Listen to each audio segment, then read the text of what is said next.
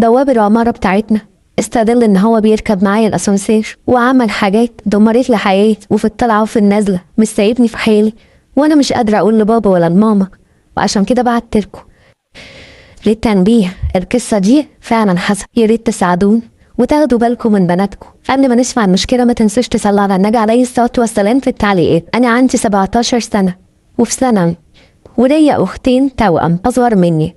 كنت عايشة أنا وماما وبابا في منطقة شعبية، كانت شقة جدتي وجدي واحنا اتولدنا فيها وفضلنا عايشين فيها. وطبعا بحكم ان احنا في منطقة شعبية كان دايما بيبقى فيها شباب بيعاكس واللي بيقعد يرمي كلام واي والحاجات دي كلها. وبابا كان من النوع الغيور جدا والصعب جدا معايا او مع اخواتي، وخصوصا لما كبرت وبلغت وبقى عندي 17 سنة بقى بيشد عليا في كل حاجة.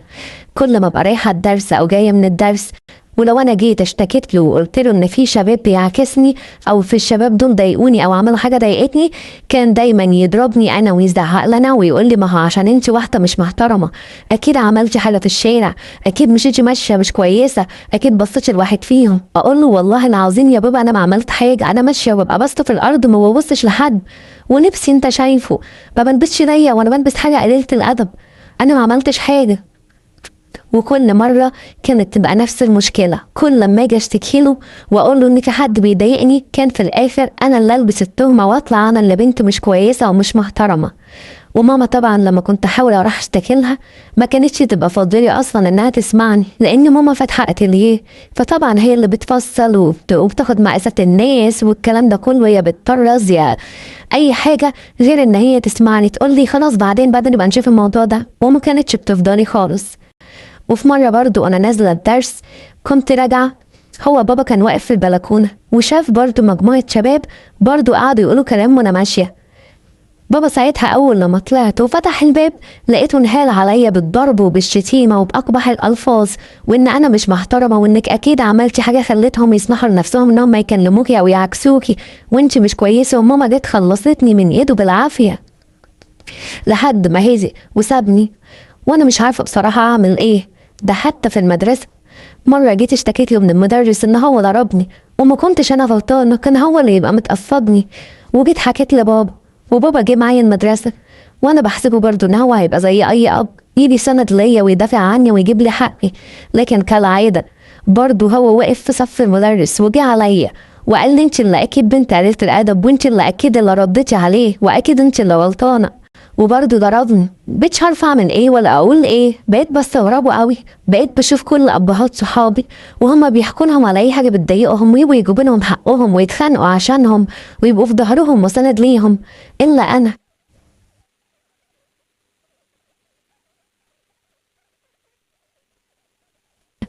انا بابا كل لما احكي له اي حاجه ولا اقول لحد ضايقني ولا اي حاجه لازم انا اللي البس التهمه واطلع انا اللي بنت مش كويسه ومش محترمه، لحد ما خدت قرار ان انا عمري ما هشتكي لبابا تاني، ومهما حصل عمري ما هاجي احكي له ولا اقول له ان في حد ضايقني ولا ان حد عمل حاجه، لان انا عارفه في الاخر المحصله هتبقى انا اللي قللت الادب وانا اللي مش كويسه وانا اللي سمحت لهم ان هم يتعدوا عليا بقله ادبهم او بمعاكستهم.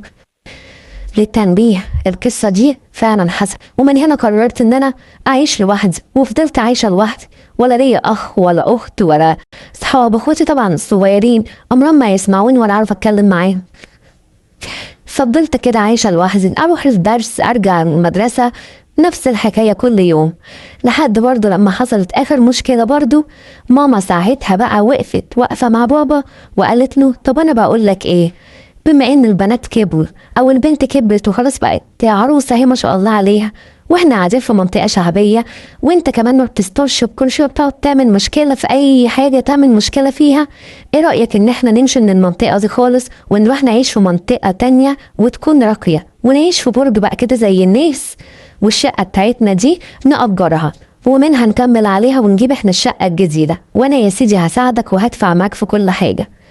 بصراحة بابا كده زي ما يكون بدأ يفكر في الموضوع، خد فترة كده يومين 3 وبعد كده رد عليها ان هو موافق، وفعلا بابا دور على شقة وفعلا خدنا شقة جميلة جدا وفي عمارة طويلة عريضة، برج شيك قوي. كنت بتمنى ان انا اسكن في حاجة زي كده طول عمري، وفي منطقة راقية. هي مش راقية قوي يعني، بس اي حاجة بالنسبة للمنطقة اللي احنا كنا ساكنين فيها هتبقى جنبها راقية، لكن هي كانت منطقة حلوة قوي والحمد لله كنا مبسوطين قوي فيها. وقلت الحمد لله هخلص من القرف والمشاكل اللي انا كنت عايشة فيها مع بابا في الموضوع بتاع المعتق. ولكن تأتي الرياح بما لا تشتهي السفن. بابا من اول ما جينا البرج كان البرج ده ليه البواب بتاعه. البواب ده كان يعتبر شاب صغير، مش كبير قوي، مش راجل كبير يعني، شكله كده في مقتبل الثلاثينات. بابا ساعتها وصى عليا وقال له عايزك تاخد بالك منها وعينك عليها في الرايحة وفي الجاية، ولما تبقى شايفها ماشية عينك عليها ما تنزلهاش وتشوفها رايحة فين وجاية منين.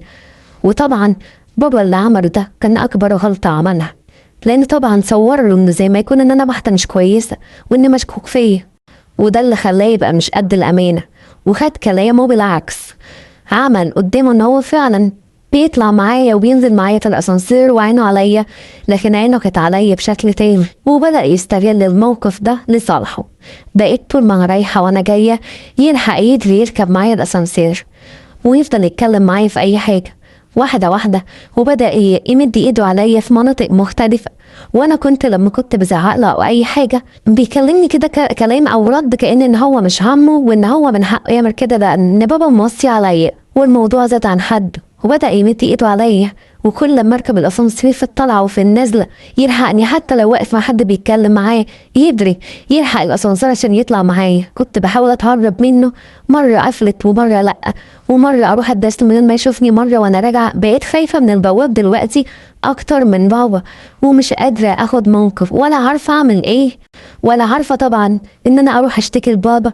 انا لو رحت اشتكيت لبابا ولا قلت له الموضوع ده كمان ساعتها برضه هيطلعني ان انا برضه اللي مش كويسة وانا اللي مش محترمة، والبواب ساعتها ممكن يقول اي كلام ضدي انا، لان بابا اللي سمح له بكده وبابا اللي اداله الفرصه وصور له ان انا واحده مش كويسه، فهو ممكن يلعب على الحته دي ويروح يقوله ان انا اللي كنت بشغله ولا انا اللي كنت بعمل اي حاجه.